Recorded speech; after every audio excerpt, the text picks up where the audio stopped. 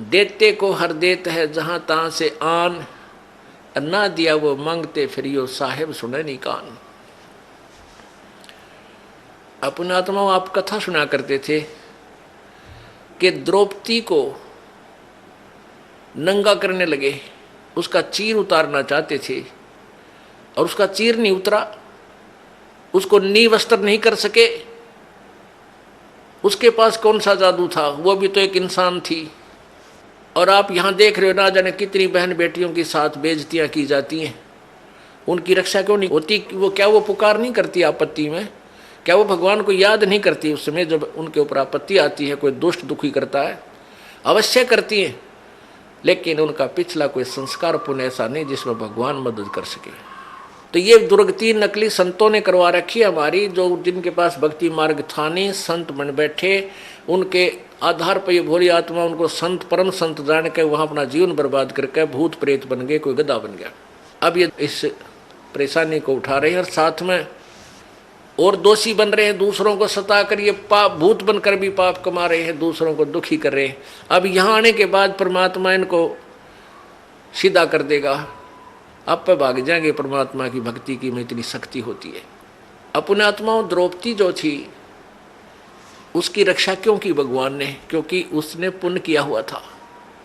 वो पुण्य कैसे किया था? एक समय परमात्मा कबीर जी परमेश्वर कहते 100 छल छिद्र मैं करूं अपने जन के काज, हरणाकुश उधर विदारिया और नरसिंह धर लिया साज।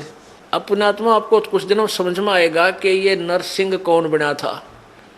ये वो परम शक्ति आई थी पूर्ण परमात्मा, उसने नरसिंह रूप धर के और उस बालक भगत की प्रहलाद की रक्षा की थी और हिरण्यकशिपु का विनाश किया था। तो कहते मैं ऐसे नरसिंह रूप धारण कर लेता हूँ, ऐसे ही वो परमात्मा अपनी प्यारी आत्माओं पर आने वाले आपदाओं भविष्य में जो आनी है उनको बचाने के लिए ना जाने कौन सी लीला कर दे। परमेश्वर कहते हैं हम चारों युगों में आते हैं, कबीर जी बताते हैं। सतयुग में हम सतसुकृत नाम से, त्रेता में मुनिंदर नाम से, द्वापर में करुणा में नाम से और कलयुग में वो कबीर नाम से आए। और उसके बीच में भी वो परमात्मा अन्य रूप बना करके कुछ समय कहीं रह करके लीला कर जाते हैं। ऐसे ही वो परमेश्वर, अब हम यहाँ आपको उसी दृष्टिकोण से बताएंगे। परमेश्वर एक संत की लीला कर रहे थे और वो संत आंखों से अंधा था, उसके पास केवल एक लंगोट था, कोपीन थी। गंगा पर स्नान करने के लिए गंगा में प्रवेश कर लिया। अब सुबह का समय था, मुंह अंधेरा था, उसमें जाकर के गंगा में स्नान करने लगा। उसी समय द्रौपदी अपने पिता के घर पर थी, वो कंवारी थी, उसकी शादी नहीं हुई थी। सहेलियों के साथ स्नान करने के लिए गंगा पर जाती थी। गंगा के किनारे उसके पिताजी ने एक जनाना घाट बना रखा था, यानी वहाँ एक स्नान गृह बना रखा था लड़कियों के नहाने का। तो द्रौपदी की सहेलियाँ और द्रौपदी वहाँ स्नान करने प्रतिदिन जाया करती थी।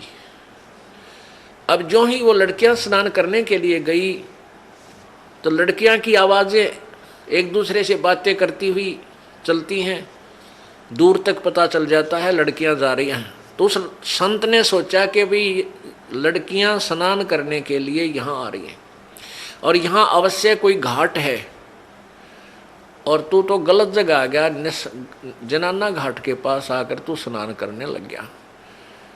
इस शर्म के मारे उसके तन पर केवल एक कोपीन थी, पर्दे पर लंगोट था ओनली। इस श्रम के मारे वो दरिया में गहरा चला गया और छाती पानी में, इतने पानी में अंदर प्रवेश कर गया। अब द्रौपदी ने देखा कि साधु संत स्नान कर रहा है, साधु भक्त, और पुण्यात्माओं भगत के अंदर एक विशेष प्रेरणा होती है, क्योंकि हमें पता है कि परमात्मा ना जाने किस रूप में कहाँ दर्शन दे दे। तो पुण्यात्मा के अंदर संत की वेशभूषा में परमात्मा दिखाई दे जाता है। वो सोच लेता है साधु है, भक्त है, भगवान की चर्चा करता है, इसके पास बैठ कर कुछ देर भगवान की चर्चा करेंगे। तो द्रौपदी ने इस दृष्टिकोण से देखा कि साधु मिल गया। सुबह सुबह और इससे भगवान की चर्चा करेंगी। उसने देखा कि स्नान कर रहा है, हम भी स्नान कर लेती हैं। कहते हैं साधु दर्शन राम का मुख पर बसे सुहाग, और दर्श उन्हीं को होते हैं जिनके पूर्ण भाग। कबीरा दर्शन संत का परमात्मा आवे याद, और लेखे में वाए गड़ी बाकी का समय व्यर्थ बाद। अपने आत्मा जितना समय आपको मालिक ने आने का दिया है, चर्चा सुनने के दिया है, ये एक विशेष घड़ी है आपकी, एक विशेष समय है।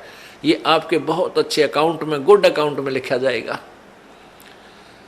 तो इस दृष्टिकोण से लड़की स्नान करने लगी, वो द्रौपदी जी भी स्नान करने लगी। स्नान करने के घंटा आध पौन घंटा उन्हें लगा, बाहर आए, देखा कि साधु चला तो नहीं गया है।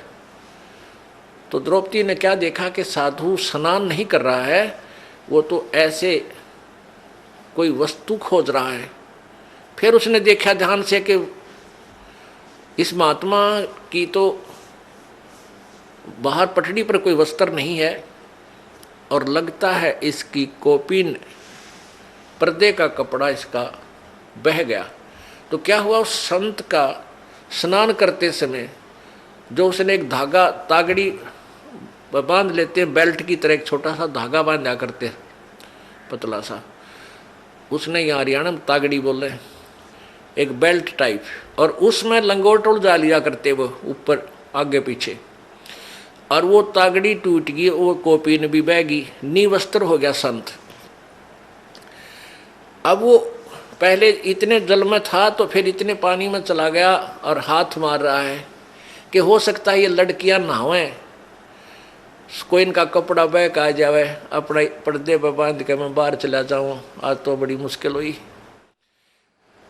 अब वो सोच रहा था, ऐसा हाथ मार रहा था कि शायद कोई हाथ लग जावे, ऐसे ऐसे कर रहा था। अब लड़की ने देखा कि नहा नहीं रहा है, तो क्या बात है, ऐसे ऐसे हाथ कर रहा है, ऐसे ऐसे। तो देख लिया आपने विचार करके कि इसका तो कोई कपड़ा निवस्त्र है ये, और कपड़ा इसका खो गया। तो लड़की ने, द्रौपदी ने अपनी साड़ी, एक तो स्नान करने बांध के गई थी वो उसमें से नहीं दिया,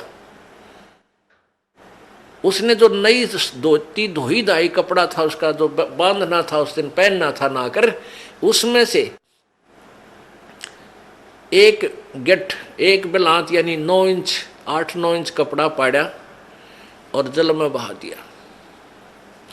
उसने सोचा ये जल में बहता हुआ महात्मा के हाथ लग जाएगा और ये उसमें बांध के अपना चला जाएगा, बाहर आ जाएगा। तो महात्मा के हाथ नहीं लगा, संत के हाथ नहीं लगा। उसने फिर दूसरा कपड़ा पाड़ कर डाला, फिर तीसरी ऐसे ही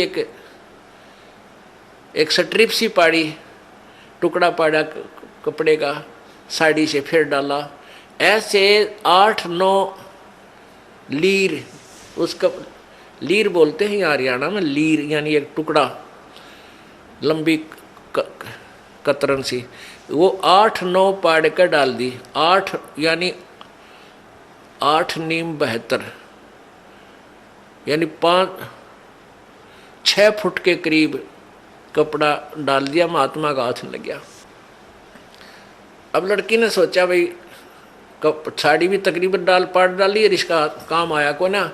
वो न्यों सोचा थी कि कहीं मैं बोल पड़ी और निकट जाऊंगी, महात्मा शर्मा जागा, शर्म का मारा कहीं आगे को ना सरक जा, दरिया का बहाव बहुत ज़्यादा है, कहीं डूब ना जा। फिर उसने सोची तो मुंह तो नहीं बोलूंगी नहीं, एक लंबी लकड़ी ले ली, जंगल से लंबी लकड़ी लाई ढूंढ गए और उसके एक लीर और पाड़ी, एक टुकड़ा और फाड़ा 8-9 इंच का, और उस लकड़ी का लपेटा दे के, और महात्मा ऐसे हाथ मार रहा था, उसके हाथ के निकट कर दी।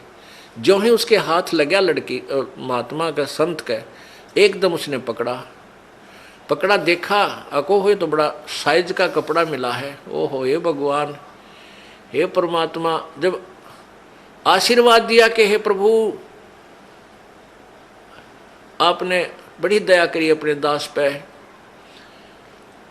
और फिर हिसाब लाकर देखा कि ये कोई कपड़ा वैसे नहीं आया, ये किसी बेटी ने, क्योंकि अंधे के हाथ आँखों का काम करते हैं, उसने सब हिसाब देख लिया, ये साड़ी का कपड़ा है और किसी बहन बेटी ने डाला है। तो आशीर्वाद दिया कि बेटी आज तने मेरी इज्जत रखी है, भगवान तेरी इज्जत रखा है और भगवान तने घणाए दे। अब कहते हैं संत बोले सहज सुबह और जो चाहे सो कर दे। सात वचन पलटे नहीं चे पलट जाओ ब्रह्मंड। अब उस आशीर्वाद दिया, हृदय से दिया। अपने आत्मा यहाँ देखो खेल भगत कैसा होता है। लोभ करे तो ऐसा करे, लालच करे तो ऐसा करे। ये नकली लालच नहीं करे, किसी का जो है ना मिलावट कर दी, किसी का घाट तोल दिया, किसी का कुछ गड़बड़ कर दी, ये लालच माड़े हैं, ये गलत होते हैं। लोभ करे लालच करे तो ये करे कि वहाँ लड़की ने देखो, द्रौपदी राजा की लड़की थी और नौकरानियाँ और सहेली छोटे घरों की होती थी, न जाने कितनी उनके साथ थी। और वो एक बांदी को कहती कि तू अपनी साड़ी में तो फाड़ के टुकड़ा डाल दे, तो वो तुरंत डाल देती। पता था कि राजा की लड़की मुझे इससे भी सुंदर साड़ी लाकर नई दे देगी, और राजा की लड़की का आदेश मोड़े कौन नहीं, उसको उल्लंघन नहीं हो सकता। लेकिन वहाँ उसने देखा कि यदि मैं अपनी साड़ी आज मैं दान करूँगी मुझे मिलेगा, और बांदी करेगी तो बांदी को मिलेगा। इतनी गलती मैं क्यों करूँ, अपनी मजदूरी इसको दूँ। तो यहाँ भगत को इस दृष्टिकोण से भी बहुत सोचना होता है। अपना लालच लोभ अब इस टाइप का करे, यहाँ के धन जोड़ने का लोभ आपका विनाशक होता है, और लूटने का नहीं करे, लूटने का करे परमात्मा के नाम पे। फिर देखना, अब वहाँ तो वो अपने घर चलेगी, संत चले गए, द्रौपदी का ब्याह हो गया। विवाह होने के बाद फिर राजा युधिष्ठिर ने एक महल बनाया शिष्य का। द्रौपदी पांचों पांडवों की साजली पत्नी माँ के आशीर्वाद से होगी। उधर से दुर्योधन जो था वो धृतराष्ट्र का पुत्र था, और युधिष्ठिर अर्जुन हर का चचेरा भाई था, यानी ताऊ का लड़के थे। अब धृतराष्ट्र अंधा था, पांडव उनका पिता जो था युधिष्ठिर हर का वो अंधा नहीं था, तो उसको बड़े भाई को वैसे राज, बड़े बेटे को राज मिलता है, धृतराष्ट्र को राज नहीं मिला था इस कारण से, अंधा होने के कारण। इसलिए युधिष्ठिर के पिताजी को राज्य प्राप्त हुआ था। उधर से दुर्योधन ईर्षा रखता था कि ये राज हमें क्यों नहीं मिला। उधर क्या हुआ कि जब इन पांडवों ने अर्जुन होर ने एक महल बनाया शीशे का, काफी शीशा लगा हुआ था अधिकतर उसमें, आर पार पारदर्शक। और एक दिन दुर्योधन उसमें चला गया महल में, द्रौपदी वहां पर थी। उसने देखा कि दुर्योधन की टक्कर लगी, शीशा दिखा को नहीं, टक्कर लगी तो एकदम वो ऐसे गिरता हुआ मुश्किल से बचा। और द्रौपदी ने हंस के मजाक करते हैं जैसे अपने छोटे पति के छोटे भाई से यानी देवर से मजाक कर दिया, कहा कि अंधों की संतान अंधी ही होती है। अब उसने कहा था एक हंसी मजाक में, और वो मान गया दुख गणा। इस बात को सुनकर उसके तनमन में आग लग गई और उसका प्रतिशोध लेने की सोचने लग गया। तो क्या किया उन्होंने, जुए में युधिष्ठिर को खिलाया और जुए में सारा राज भी जीत लिया, और द्रौपदी को भी दांव पर लगा दिया युधिष्ठिर ने, और द्रौपदी भी जीत ली। अपने आत्माओं आम जिन के गुण गावें, इस महाभारत ने पढ़ कर हम राजी होया करते, प्रसन्न होते थे, हमें कोई पुण्य मिलेगा। इनकी कहानी पढ़ कर देखा तो हे भगवान बता, ऐसा भी कोई निकम्मा होगा अपनी पत्नी ने जुए पर ला दे। इनके सारे इतिहास इतने बेकार, और हम इन न पढ़ा करते, इनसे हम क्या शिक्षा लेते। आगे देखना क्या होगा इनका, इस कथा के अंदर आपको बहुत निष्कर्ष मिलेगा। अब उधर से एक नौकरानी भागी आई दौड़ी दौड़ी। दुर्योधन ने कहा कि जाओ लाओ उस अर्जुन की पत्नी को यहाँ बैठाओ, मेरी जांग पे ला के नंगी करके। देख कितनी बेहुदी बात, और भरी सभा में अब ये बात सुनकर वह नौकरानी भागी आई कि किसके पास, द्रौपदी के पास, और कहा द्रौपदी आज तक बात बिगड़ गई, आपको जुए में जीत लिया कौरवों ने और आपको वहां पर नंगा करेंगे।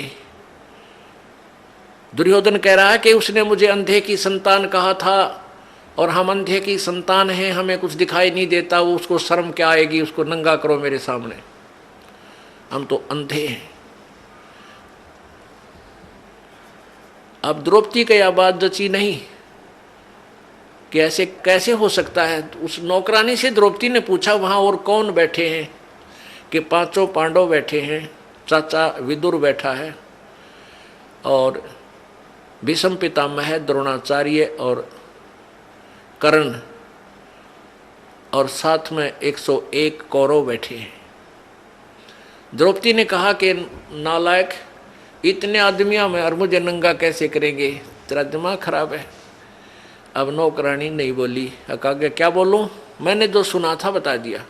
इतने में दुशासन जो दुर्योधन से छोटा था वो दुष्ट गया और द्रौपदी को पकड़ के केस बाढ़ पकड़ के और घसीट के लाया और वहाँ खड़ा कर दिया। और दुर्योधन ने कहा कि इसके कपड़े चीर उतार दो, इसको नंगा करो और मेरे जांग पर बैठा दो। यानी गंदा, कितनी बेहुदी हरकत, और भरी सभा में वो दुष्ट करने जा रहा था। और वहाँ कौन कौन विद्यमान थे, पांचों पांडव बैठे हैं, उसके पति द्रौपदी के, और भीष्म पितामह द्रोणाचार्य जो गुरुजी थे, और कर्ण, ये तीनों एक नंबर के योद्धा थे। और इन तीनों में से एक भी खड़ा होकर ये कह देता उस दुर्योधन और दुशासन को, खबरदार इस बेटी का हाथ लगाया। वो इतने योद्धा थे, पता था दुर्योधन और को कि तुम्हारा सर्वनाश कर देंगे, तो हिम्मत नहीं थी दुशासन और दुर्योधन की इस द्रौपदी की चीर का हाथ लाने की।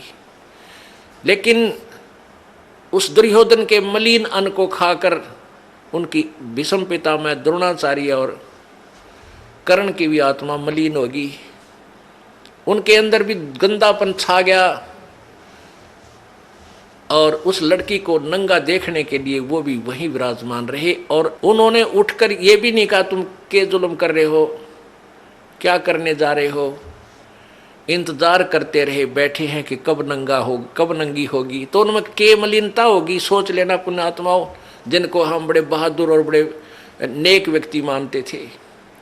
उस पूरी सभा में जब उसने देखा अपने पांचों पांडवों की तरफ, पांचों पांडवों की ओर देखा कि ये अभी इन कौरवों को सीधा कर देंगे, मेरी बेइज्जती को नहीं देख सकते। लेकिन वो बंध चुके थे, वो उसको दांव पर लगा चुके थे, वो मर्यादा में बंद कर बैठ गए थे। उन्होंने भी ऊपर को नहीं देखा। जब द्रौपदी ने पुकारा मेरी रक्षा करो, पांचों पांडव नीचे जमीन पर ऐसे गर्दन करके और ऐसे जमीन खोदने लगे। फिर भीष्म पितामह द्रोणाचार्य और कर्ण से पुकारा कि मेरी रक्षा करो। वो तीनों ने भी कोई उत्तर नहीं दिया, कोई रिस्पॉन्स नहीं दिया। केवल एक विदुर था जो भक्ति बीज था, जो एक पुण्य आत्मा था। वो खड़ा हुआ और दुशासन से कहा कि दुशासन, अरे दुर्योधन, तुम किसकी बेइज्जती कर रहे हो, अपने ही परिवार की। अरे पांडवों की बहू और कौरवों की बहू में क्या अंतर है, दुनिया के कहेगी, अपनी इज्जत आप पे उतार रहे हो, तुमने कुछ शर्म आनी चाहिए, कुछ लज्जा करो। तो दुर्योधन ने कहा दुशासन, इसका दर्दे दो दड़ाक, यो तो भाई सदा पांडवों की तरफ बोलता है, ये चाचा नहीं दुश्मन है, ये इन्हीं का चमचा है, इन्हीं की ओर बोलता है। अब दुशासन ने अपने चाचा के थप्पड़ मारा और कहा कि तू तो इन्हीं की ओर बोलता हमेशा, हमारा तूने कभी पक्ष नहीं लिया। तो विदुर जी वहाँ से उठकर चल पड़े। पुण्यात्माओं, जो भगवान से डरने वाले इंसान होते हैं वो न तो अत्याचार देख सकते हैं और ना सहन कर सकते हैं। अब उसने देखा कि यहाँ तेरी बात नहीं चली, कहनी थी वह कह दी। पंचायत में जो पुण्यात्मा भगवान से डरने वाले हों उन पंचायतियों ने स्पष्ट बात कह देनी चाहिए, इसको मानना चाहिए मत मानना, नहीं तो वो दोषी हो जाते हैं। तो विदुर ने अपने जो कहना था वो कह दिया कि ये गलत कर रहे हो, तुमने ऐसा नहीं करना चाहिए। तो उसमें विदुर को उन्होंने थप्पड़ मार दिया, लज्जित किया, विदुर उठकर चला गया। अब क्या बताते हैं, विदुर कहे ये बंधु थारा, एक कुल एक परिवारा। विदुर के मुख पर लगा थपेड़ा, तू तो है पांडवों का चेहरा, तू तो है बांदी का जाया। भीष्म द्रोण और कर्ण मुस्काया। अपने आत्मा इनके इतिहास देखना, जिनको हम बड़े महान आत्मा समझ कहा करते, भीष्म दादा भीष्म। अब जब उसने थप्पड़ मारा दुशासन ने अपने चाचा कर ने बोला तो बांदी का जाया है, बांदी का जाम है, तेरे अंदर तो ये हीन भावना ही रहेगी, तो सूरवीर थोड़ा ही है। तो उस बात के ऊपर वो तीनों हंसने लगे। कौन? भीष्म पितामह, द्रोणाचार्य और कर्ण। जबकि उन्हें खड़ा होकर कह देना चाहिए था, बेशरम तेरे शर्म नहीं, अपने चाचा पर हाथ उठा दिया, अपने बाप का मार दिया, तेरे चाचा का मार दिया, तो ये सोच। लेकिन वहाँ दांदरे का डर लागे, दायतरे का है, और उन्हें धमकाना चाहिए था अपने उस बच्चे को। तो पुण्यात्मा, इस काल के जाल को ऐसे समझा जाएगा। अब वो तीनों हंसने लगे। जब द्रौपदी ने देखा कि ये दांदरे काट रहे हैं, ये किसकी मदद करेंगे तेरी, जब उसने प्रार्थना भी करी मेरी रक्षा करो, नीचे को गर्दन कर ली और बैठे रहे। अगर भीष्म पितामह, द्रोणाचार्य, कर्ण के मन में दोष नहीं होता, उठकर चले जाते, और उधर से दुशासन चीर पकड़ कर उसको नंगी करने के लिए तैयार है, और वो बैठे हैं वहाँ पर। तो पुण्यात्माओं, जैसे हम संसारिक लोगों का सहारा जब तक लेते हैं, वो सहारा पूर्ण नहीं होता, कच्चा होता है। जैसे हम किसी अच्छा रिश्तेदार है, पैसे वाला है, हम उसको अपना मान कर काख पीटते हैं, भाई हमारा रिश्तेदार बड़ा साहूकार है। उस साहूकार रिश्तेदार पर 20,000 रुपये ले आओ एक बार उधारे, और वो दो वर्ष मत देना, और फिर जाना उससे मांगने, जा अपने चाह ने भी टोक लेते हैं, नुका पैसे दे मेरे पहले वाले। अब वहीं पता लग लेगा कि और उधारे दिए हैं वो तो, और ऐसा इतना जता देगा, उठाया जाना रखा जा। और दूसरे मान लिया आप किसी मंत्री, मुख्यमंत्री, प्रधानमंत्री की आड़ में, अन्यों सोच लो हम तो बहुत कुछ प्राप्त कर लिया, कल ना उसकी टिकट कट जाए, मृत्यु हो जा, या वो पद पर ना रहे, फिर क्या, ये सहारा कहाँ गया? तो हमने वो एक ही सहारा चाहिए जो मालिक का स्थायी है, जो कभी हमारा साथ नहीं छोड़ सकता। तो जब तक हम संसारिक लोगों का आश्रय तकते हैं तो परमात्मा मदद नहीं करता, साइलेंट रहता है भगत के लिए। वैसे तो जो अपना किया वो कर्म भोग ही रहा है। जब द्रौपदी ने देख लिया भाई ना तो ये पांचों पांडव शीश ऊपर न कर रहे, क्योंकि ये बंध गए, इन्होंने जिता दिया मेरे को, अब ये मर्यादा में बंध गए। और भीष्म पितामह, द्रोणाचार्य और कर्ण, ये इसका रोटी खा के इस दुष्ट की ये बंध गए, अब किस तरह पुकार करूं? तब उसने जब इंसान का संसारिक सहारा समाप्त हो जाता है, जब भगवान याद करता है, परमात्मा अब तो तू ही है मेरा। अरे भले आदमी, पहले भी यही था, तेरा भूल थी, तुम इनको अपना मान रहा था जो तेरे नहीं थे। ये स्थायी सहारा नहीं था जिनको तूने अपना जो है सहारा माना था। तो जब उसने पुकार करी है परमात्मा, जब देख लिया कोई रक्षा करनी नहीं, तेरी बेइज्जती होगी, जुल्म हो गया, तो इतना मनंगी होगी। अब बेटी ने यह सबसे बड़ी चिंता होती है, सबसे बड़ा दुख है इसकी जीवन का। तो एकदम उसने हृदय से पुकारा, आत्मा रोई। पुण्यात्मा रोते सभी हैं आपत्ति में, लेकिन क्या होता है कि यहाँ आत्मा की पुकार परमात्मा पूर्ण ब्रह्म सुनता है, मन की बकवाद नहीं सुनता। मन तो पता नहीं क्या क्या मांगे, कदे गाड़ी मांगे, कदे कार, कदे रेल मांग ले, इसका नहीं मेरा के मांगे। और आत्मा मांगेगी आपत्ति में खास चीज जो जरूरत होगी उसकी, तो आत्मा के साथ देता है। तो जो ही उसकी आत्मा की पुकार, और यहाँ एक धर्मराज बना रखा है इस ज्योति निरंजन ने, और उस धर्मराज के पास न्यायाधीश के उसमें कंप्यूटर में यानी सबके पुण्य डिपॉजिट होते हैं, जिसका जैसा पुण्य बना है शुभ कर्म। तो जो ही उस भक्त आत्मा ने पुकार की तो उसी समय द्रौपदी की जो पुकार थी वो धर्मराज के दरबार में गई और वहाँ एकदम वही कंप्यूटर की वो फाइल खुल गई द्रौपदी वाले प्राणी की, जीव की। तो धर्मराज ने देखा भी आपत्ति आई है इस आत्मा पर देखो इसका कोई मदद बन सकती है कि नहीं। उसने जो ही उस कंप्यूटर में देखा तो एक संत, परम संत को इसने बगैर किसी डिमांड के, नी इच्छा के एक इम्पोर्टेंट दान कर रखा है, पूरी साड़ी की साड़ी दान कर रखी है और संत ने उसके प्रतिफल में एक आशीर्वाद दिया है और इसके प्रतिफल में मैं इसका खूब मदद कर सकता हूँ। तो वहाँ से वो बटन ऑन कर देता है। तो क्या होता है कि यहाँ पांचों पांडवों के जो आध्यात्मिक गुरु थे वो श्री कृष्ण जी थे। पुण्यात्माओं, जैसे भी जिस भी इष्ट की जिसने भक्ति करनी है उसका गुरु अवश्य होना चाहिए, तभी उसको कुछ राहत ईश्वरीय एक्स्ट्रा ऐड मिलती है। तो उधर से वो धर्मराज के दरबार से और वो जो पुण्य था वो आया श्री कृष्ण जी के अंतःकरण में, उसके कंप्यूटर में टक्कर मारी आकर एकदम।